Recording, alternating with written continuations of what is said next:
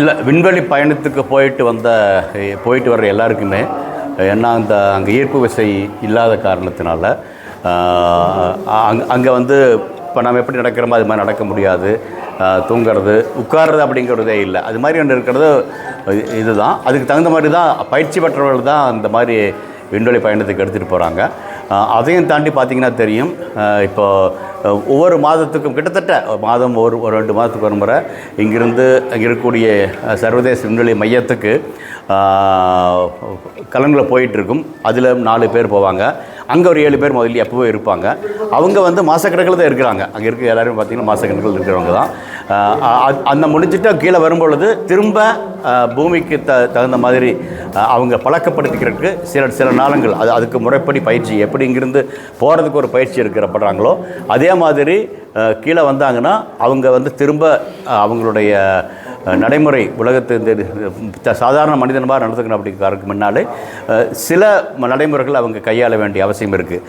அதாவது ஒரு ஆஸ்பத்திரியில் ஒரு ஆப்ரேஷன் நடந்துச்சுனாலும் கூட நீங்கள் திருப்பி நம்ம வர்றதுக்கு முன்னாடி சில நடைமுறைகள் மருத்துவர்கள் சொல்கிறாங்க இல்லையா, அதை நடைமுறைப்படுத்த வேண்டியிருக்கும். அதே மாதிரி தான் நடக்கும்.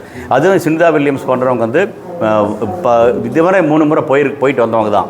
அதுவும் இதுக்கு முன்னால் வந்து இன்னும் அதிக நாட்கள் கூட இருந்திருக்காங்க.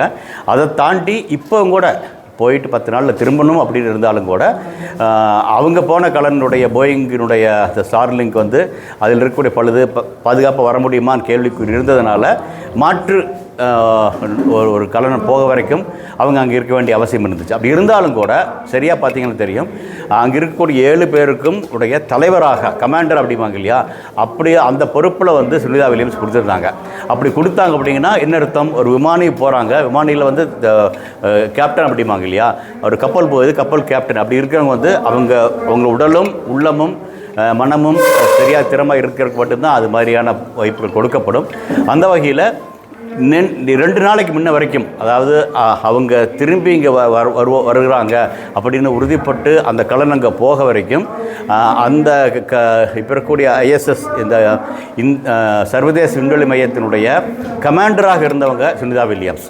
அதிலிருந்தே நமக்கு தெரிஞ்சுக்கும் அவங்களுடைய உடல்நிலையும் உள்ளமும் எப்படி இருந்துச்சு அப்படின்னு. அந்த மாதிரி தான் அவங்க வர்றாங்க. அதே மாதிரி இங்கேருந்து அவங்க போனதை நாம் பார்க்கும் பொழுதே தெரியும் அவங்க எப்படி உற்சாகமாக வந்தாங்க, அவங்க வரவேற்றாங்க அப்படிங்கிற எல்லாமே வந்து கண்டிப்பாக அவங்க வந்து அவருடைய உள்ளம் மனம் உடல் எல்லாமே சரியாக தான் அவங்க இருக்கிறாங்க. இங்கே வந்தாங்கன்னா இப்போ அடுத்த போன கூட வந்து அவங்க கூட 4 பேர் வர்றாங்க இல்லையா, அவர்களுக்கு எப்படி திருப்ப அவருடைய நடைமுறை வாழ்க்கையில் அவங்க எப்படி நடந்துக்கணும் அப்படிங்கிறதுக்கு சில நாட்கள் ஆகும். கொஞ்ச நாள் படுத்து தான் இருந்து ஆகணும். அப்புறம் தான் மெதுவாக எழுந்திருப்பாங்க. காலெல்லாம் கூட கட்டு போட்டு இல்லைன்னா ஈர்ப்பு விசை குறைஞ்சதுனால இப்போ அதிகமாக இதயம் வேலை செய்யும். அதை தாண்டி அதனால் கால்கள்லாம் கூட வீங்கலாம். அது மாதிரி பல இதுகள் இருக்கும். ஆனால் அதை தாண்டா இருக்கிறதுக்காக வந்து அவங்க உடனே நிற்க வைக்க மாட்டாங்க, உடனே நடக்க வைக்க மாட்டாங்க, உடனே ஓட முடியாது. அப்படி இல்லை. ஆனால் சில நாட்களில் சரியாக பயணித்து வந்துடும். மற்றபடி உடம்பும் அதுக்கு தகுந்த மாதிரி இங்கிருந்து போனபோது அதே மாதிரி தான் ஈர்ப்பு விசையில் இருக்கக்கூடிய பூமியிலிருந்து அங்கே போனாங்கன்னா அங்கே பழக்கப்படுத்திக் கொள்வதற்கு சில நாட்கள் ஆகும். அதே மாதிரி கீழே வந்தாலும் பழக்கப்படுத்திக் கொள்ள சில நாட்கள் ஆகும். மற்றபடி அவங்களுக்கு எந்த பிரச்சனை இருக்கும் அப்படின்னு நான் நினைக்கல. லேண்டிங் பொறுத்த வரைக்கும் என்னென்ன படிநிலைகள் அவங்க லேண்ட் ஆவாங்க, ரொம்ப முக்கியமான கட்டமாக எது நான் பார்க்கலாம் சார்? இல்லை, முக்கியமான கட்டம் அப்படின்னா அவங்க வந்து பூமியினுடைய ஈர்ப்பு விசைக்குள்ளே வந்து அது காற்று மண்டலம் இருக்கு இல்லையா, அதில் தாண்டி கடலில் வந்து விழுகிறாங்க இல்லையா, அந்த சமயம் வந்து மிக மிக முக்கியமானது. ஏன்னா அந்த காலகட்டத்தில் கொஞ்சம் காற்றின் உராய்வினால் கொஞ்சம் வெப்பநிலை இதாகலாம். ஆனால் அதுக்கு தகுந்த மாதிரி தான் அதோட கட்டுமானமெல்லாம் இருக்குது. இதுக்கு பார்த்திங்கன்னா இதுக்கு 1 மாதத்துக்கு முன்னாலே கூட திருப்பி கொண்டு வந்திருக்காங்க. அந்த கட்டுமானம் இருக்குது. அதனால் நான் பெரிதாக ஒன்றும் இது பார்க்கல. ஏன்னா பல முறை டிராகன் கலன் வந்து பல முறை போயிட்டு திரும்பி வந்தது தான். அதனால தான் வர்றதுனால பெரிய இது ஒன்றும் நம்ம இருக்கிறப்ப இல்லை. நம்ம அந்த காலகட்டம் முக்கியமான காலகட்டம். கீழே வரும்பொழுது அந்த உராய்வினால் வெப்பநிலை உருவாகலாம். அந்த வெப்பத்தை தாங்குகிற வழிக்கு தான் அந்த கலன் நிர்ணயிக்கப்பட்டிருக்குது. சுனிதா வில்லியம்ஸ் போயிட்டு திரும்ப வர முடியாது அப்படின்னு சொல்லிட்டு ஆள் இல்லாமல் திருப்பி அனுப்பிச்சவங்க இல்லையா, அதுவும் கூட அப்படி தான் வந்து இறங்குச்சு. ஆனால் பத்திரமா அது இறங்குச்சு. இப்போ திரும்பி பார்த்தோம்னா அது ஒரு கால் சுனிதா வில்லியம்ஸ் அதில் இருந்து வந்திருந்தாங்களோ அவங்களும் பத்திரம் வந்துருந்துருக்கலாம். ஆனால் அப்புறம் கூட காலகட்டத்தில் ஒரு சின்ன சந்தேகம் இருந்துச்சு. ஏன்னா இங்கிருந்து போகும்பொழுது இருக்கக்கூடிய பொழுது அப்புறம் அந்த ரிடன்டன்சி அப்படிம்பாங்க, அது கொஞ்சம் குறைஞ்சிருச்சு. அதனால் அந்த சமயத்தில் வரும்பொழுது இன்னொரு பழுது வந்துச்சுன்னா பிரச்சனை வந்துடும் அப்படின்றக்காக வரல. ஆனால் ஆள் இல்லாமல் வந்த கலன் பத்திரம் வந்து இறங்குச்சு இல்லையா. அப்போ அதே மாதிரி தான் இந்த ட்ராகன் இது பல முறை ஆட்களோட வந்தது. அது இதில் எது பிரச்சனை இருக்கிற மாதிரி தெரியலை. இந்திய விஞ்ஞானிகள் இதே மாதிரி விண்வெளியில் தங்கி ஆராய்ச்சி செய்யக்கூடிய காலம் இன்னும் எவ்வளோ? அநேகமாக 3-4 வருடங்களில் ககன்யான் போவதற்கான வாய்ப்பு இருக்குது. ககன்யான் பார்த்திங்கன்னா இப்போ எப்படி இந்த ட்ராகன் கலத்தில் ஆட்கள் போகிறாங்க, ஆனால் அங்கே இருக்கக்கூடிய சர்வதேச விண்வெளி மையத்தில் சேர்ந்துருது. அப்புறம் பல நாட்கள் இருக்கிறாங்க. அப்புறம் திரும்பி அந்த ட்ராகன் கலன் இப்போ பார்த்தீங்கன்னா கூட 2 நாளைக்கு மேலே ஒன்று போச்சு. அதில் 4 பேர் போனாங்க. அதில் இருந்துட்டு மற்ற 4 பேர் வந்துட்டு கீழே வர்றாங்க. ஆனால் அந்த விண்வெளி ஆய்வு மையத்தில் உள்ளே போனாங்க இல்லையா, அந்த நிகழ்வு நடக்காது ககன்யானில்.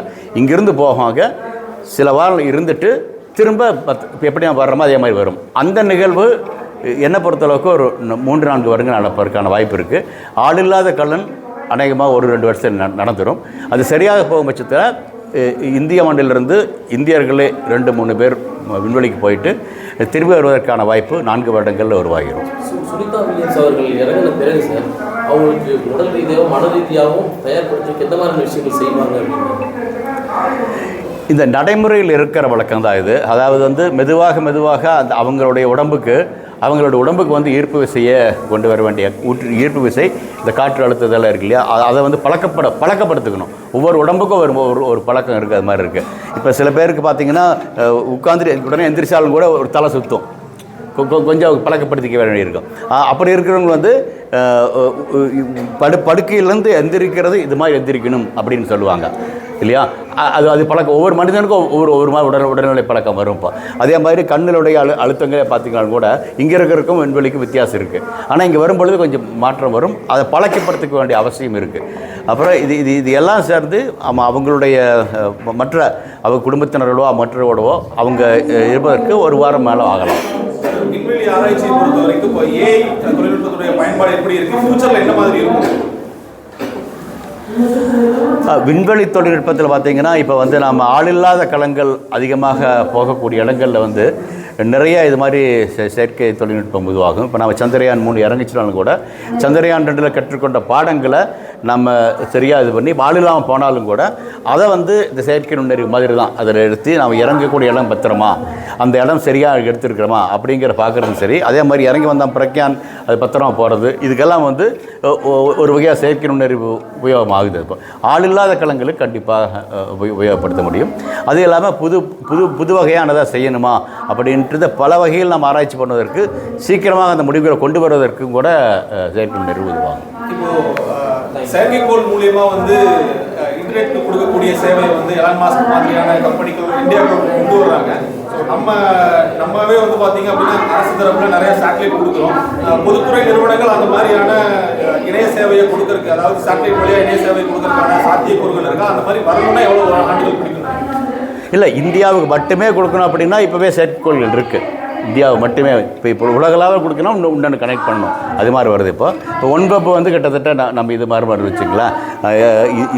இந்தியாவினுடைய ஏர்டெல் 50% இருக்க மாதிரி இருக்குது.